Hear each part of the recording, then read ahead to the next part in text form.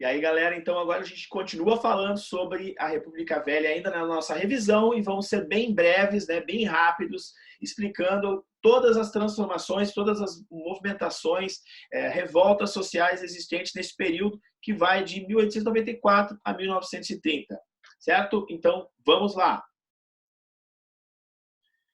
Então, aí, o nosso primeiro, a primeira grande revolta, né? Essa revolta aí que vocês estão vendo é um conflito, são os chamados conflitos messiânicos. A gente vai ver que no Brasil a gente teve dois conflitos messiânicos bem importantes, a gente vai vê-los agora. Um é a Guerra de Canudos, ocorrida no estado da Bahia, né? Causas miséria crônica, a população nordestina estava desacreditada, principalmente, né, a população mais abandonada, né, são trabalhadores rurais por conta da seca, eternamente, né, pessoal, é uma região de muita seca, poucos investimentos, né, de fato, são feitos para irrigação, para tratamento, ou mesmo para melhoria da vida dessas populações mais pobres, mais carentes do Nordeste, ainda hoje, justamente por ainda existir uma grande quantidade de políticos aí sem escrúpulos, né? Bom, essa região, então, está descontente, essas pessoas estão descontentes também e estão achando muito estranho a questão da proclamação da República, né? Porque não entendem o que está acontecendo, né? Não entendem da política macro, né? O que vai mudar, será que vai mudar muita coisa? A gente viu que da monarquia para a república, de fato, em termos sociais, não mudou quase nada. Aliás, piorou, né? A gente tem um número menor de pessoas votando, né? A gente tem não foi feito nenhum tipo de reforma agrária ou política, não foram inclusos, por exemplo, as populações afrodescendentes neste processo de proclamação republicana, né? No que seria fundamental no ingresso ao Estado, ao ser cidadão, né? Aos benefícios que o Estado poderia dar para as populações, né? Pelo contrário, né? Foram trazidos, eu falei no vídeo anterior, foram trazidos para a mão de obra assalariada o trabalhador europeu, né? Ao invés do trabalhador brasileiro, que é o afrodescendente, né? Então, nós temos aí essa mazela, né, do escravismo que foi abandonada depois de 1888, com a abolição da escravatura, não foram indenizados os escravos em relação a isso. Então, essa população é uma população muito pobre, muito carente, né? Então vai se apegar ao discurso, né, de um beato, né, o senhor Antônio Conselheiro, que vai percorrer aí essa região do Arraial de Canudos, porque é uma região que tem a vegetação de caatinga, né, então tem uma árvorezinha que tem uma espécie de caule, que é um canudinho, né, então por isso essa região é chamada de região de Canudos ou Arraial de Monte Belo. A comunidade era um estado paralelo à República Brasileira, então eles conseguem, daquela região seca, conseguem se estabelecer nessa região, cavam o poço artesiano, né, param de pagar dízimos e impostos para a República e começam a se focar no trabalho comunitário. Então eles formam aí uma comunidade paralela ao Estado.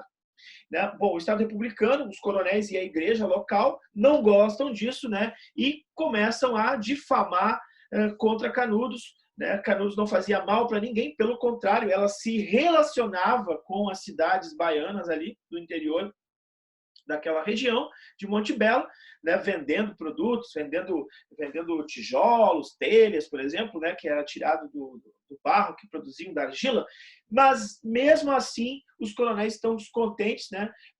A igreja está descontente por causa do beato, enfim, e começam então, fazem 4 expedições. Para lá foi enviado um repórter do Rio de Janeiro, chamado Euclides da Cunha, para fazer a cobertura jornalística deste evento. Euclides da Cunha não só fez a cobertura jornalística, como escreveu uma das grandes obras, um clássico, né? Os Sertões, dividido em 3 partes, O Homem, a Terra e a Guerra. Esse livro, né, é fundamental na literatura brasileira, vocês devem estar estudando, ou ter estudado, ou irão estudar ainda em literatura com a prof. Aí na escola. Agora, aqui a gente vê algumas gravuras, né, de como era mais ou menos Canudos, e essas gravuras estão no livro Os Sertões, e a fotografia ao lado de como ficou, né?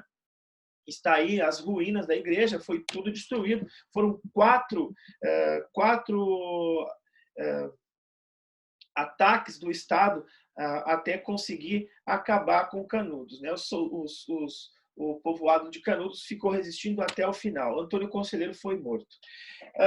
Eu falei duas, né, revoltas messiânicas. Nós temos três revoltas. Esqueci do Padre Cícero, né? O padrinho Cícero. O Padre Cícero, o líder da revolta de Juazeiro, causa a intervenção do governo central no Ceará, retirando o poder tradicional da família Scioli do Ceará, né? E o Padre Cícero, então, lidera um exército de fiéis, né, que recuperam o poder para a tradicional família. Na verdade, essa revolta messiânica, então, a gente consegue observar que o padre, com a sua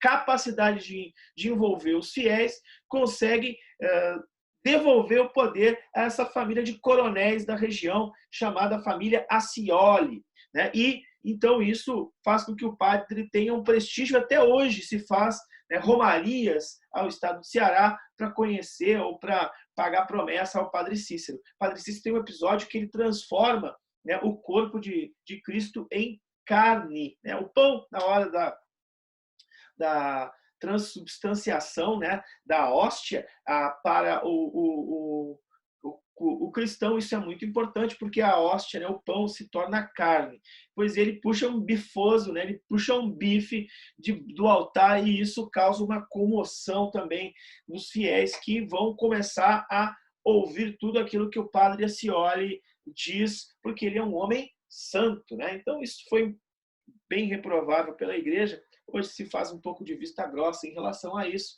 mas o fato é que até hoje ele tem fiéis, né? Espero que os seus fiéis não me levem a mal aqui, por favor. Um beijo do Prof. Jairo para vocês, né? Que Deus esteja contigo.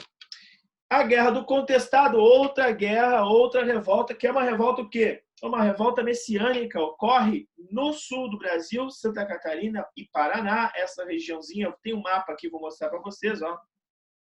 Essa regiãozinha aqui, ó, sairia de Marcelino Ramos e iria até o Paraná, até o porto de, né, daqui de Santa Catarina, na verdade, né?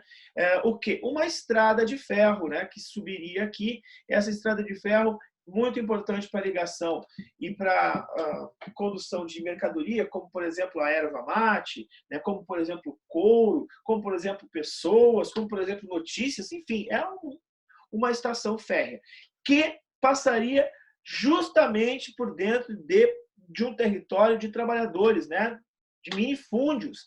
E essas terras que o trem ou os trilhos passariam seriam desapropriadas. Por isso, uma causa nos trabalhadores, né, eles se sentem explorados, né, porque eles não têm benefício algum. Essa empresa inglesa e americana, que na verdade era um pool de investimentos aqui, provoca a expulsão e a marginalização, está ali no texto, de muitos camponeses, de pequenos camponeses que dependem do seu trabalho, do seu lavouro, né, para sobreviver. Então, a origem do nome é uma região que era contestada por esses cidadãos, por isso que ficou o nome de Contestado. Tem um filmezinho, não sei se tem no Netflix, mas deve ter aberto no YouTube, O Contestado.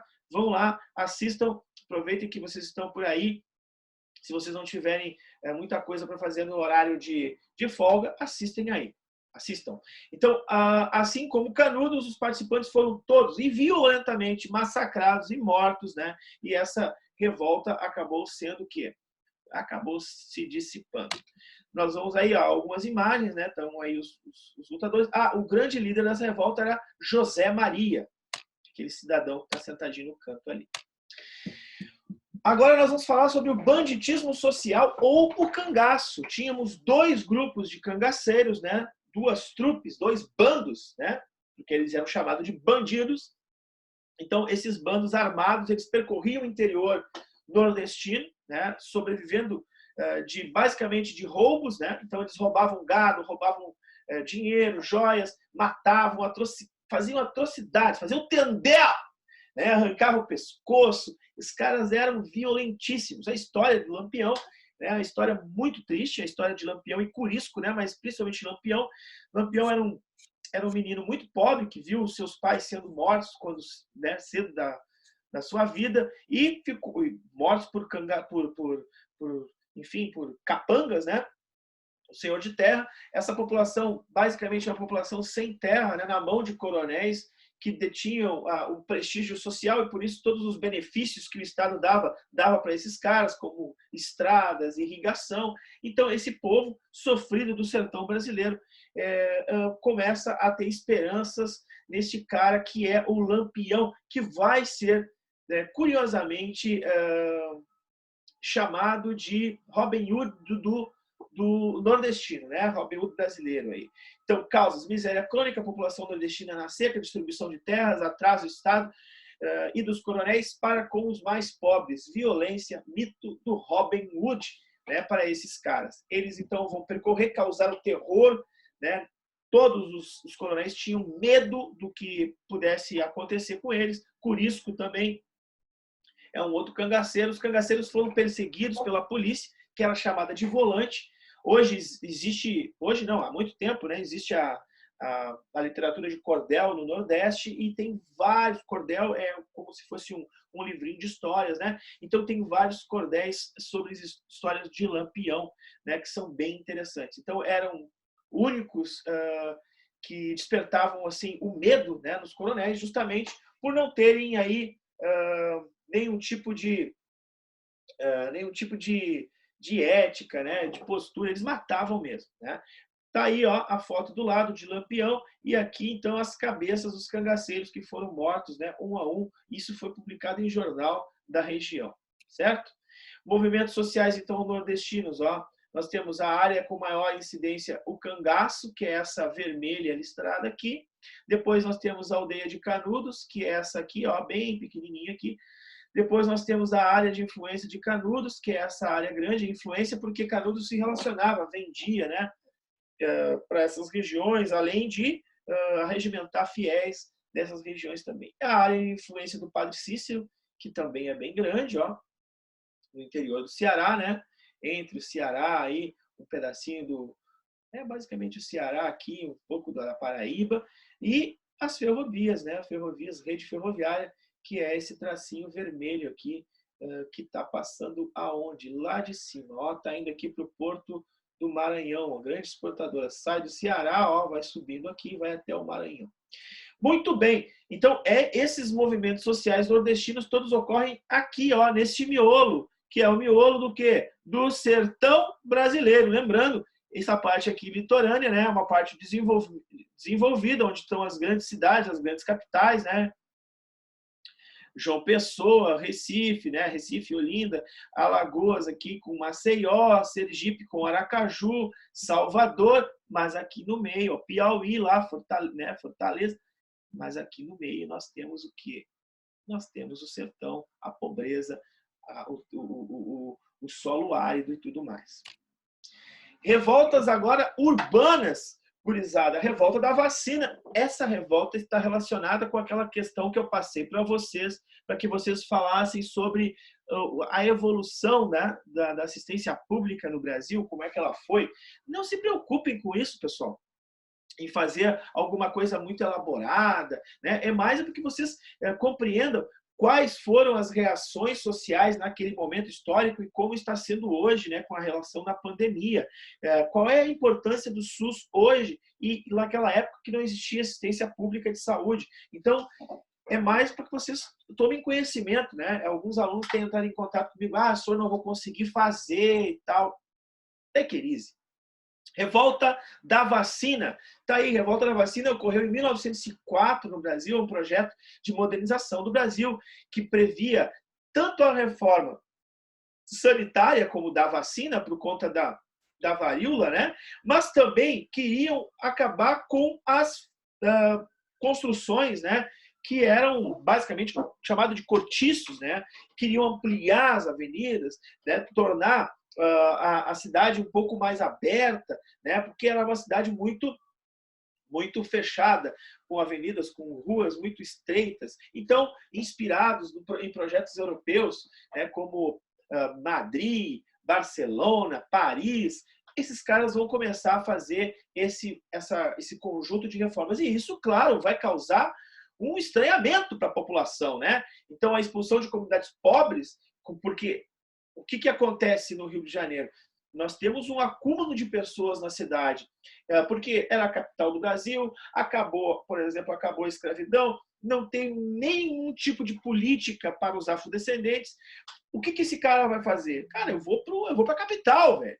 Então, esse negro ele vai para a capital, esse afrodescendente, essa pessoa pobre vai para a cidade que tem mais fluxo de informações, de dinheiro, né? Isso é natural. E o que acontece, então? Essa aglomeração de pessoas na cidade do Rio de Janeiro fez com que, então, o governo fizesse um projeto de higienização, inclusive higienização social, que é parte deste pensamento absurdo de que para que uma cidade, para que uma sociedade seja desenvolvida, ela tem que ser branca. Então, o que faz com as populações pobres e negras? Coloca elas para o subúrbio. No Rio de Janeiro, não há a possibilidade de jogar mais para longe, e essas pessoas vão subir o morro. E, por isso, então, vão ocupar o que nós conhecemos hoje como favelas. Uma característica aí também de algumas árvores, né, por nome de favela, é isso, né, que são as comunidades mais carentes, né. A favela era uma árvore que tinha um favo grande lá, eram chamados de favelas, e aí, como essas populações vão acabar ficando nos morros, vão ser chamados de favelas também. Então, a favelização do Rio, ou seja, o morro e o asfalto, vai ser essa divisão, vai promover essa divisão social no Rio de Janeiro. Essas comunidades, então, vão ser vacinadas contra a varíola, como eu já falei para vocês, não vão entender isso, vão achar que isso, em conjunto com a reforma urbana, é um tipo de estão querendo nos matar, né? E então Oswaldo Cruz, que é esse médico importante que vai levar o nome do instituto, né? De referência internacional, o Instituto Oswaldo Cruz aqui no Brasil, a Fiocruz, né, que inclusive tem um papel muito importante no combate ao coronavírus, ele não vai ser compreendido pela população, e durante o conflito, muitos partidários radicais do Marechal Floriano Peixoto, denominados jacobinos florianistas, vão tentar tomar o poder, porque vão se sentir insatisfeitos com essa política. Tá aí algumas charges, né, desse momento, né, a repressão do governo sem maiores consequências, né? Vai ser um quebra-quebra no Rio de Janeiro. Enfim, Oswaldo Cruz aí tentando fazer a sua reforma sanitária urbana também. Outra revolta na cidade, revolta dos marinheiros. Está aí esse cara do lado aí com a mala na mão, porque ele foi expulso da corporação de marinheiros, o senhor João Cândido, posteriormente apelidado de Almirante Negro. Esse cara vai se insurgir, né? Vai se colocar contra os maus tratos e baixo salário, baixo soldo, péssimas condições de alimentação, castigos corporais, né? Com chibatadas, com chicoteadas, literalmente na Marinha, né? Tratavam principalmente os negros. Então ele se coloca contra isso e toma, né, 2 navios, ameaça bombardear o Rio de Janeiro caso eles continuassem com esses castigos. Olha só a coragem do João, né? E aí o governo promete então atender as reivindicações que os marinheiros estavam querendo e faz o seguinte: todos os envolvidos são presos e mortos, né? João Cândido sobrevive às torturas, à prisão e tal, mas é expulso da Marinha, e os castigos corporais na Marinha são abolidos dali para diante, né? Então, esse movimento aí é um movimento da cidade. E daqui a pouquinho eu vou gravar um outro vídeo para vocês falando sobre o movimento operário no Brasil. Tá certo, pessoal? Então, deixa eu interromper aqui.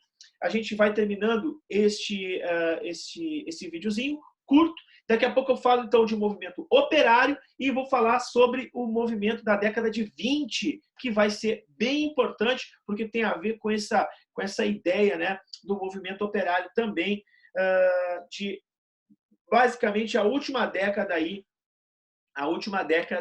da República Velha. Tá certo, gurizada? Então, acompanhe o próximo vídeo, movimento operário e as revoltas até a Revolução de 30. Tá legal? Não esqueçam, curte lá a página, o canal do Prof. Jairo, Jairo Brum, no YouTube, que você vai ficar por dentro das informações de história da escola. Valeu? Beijão, até mais!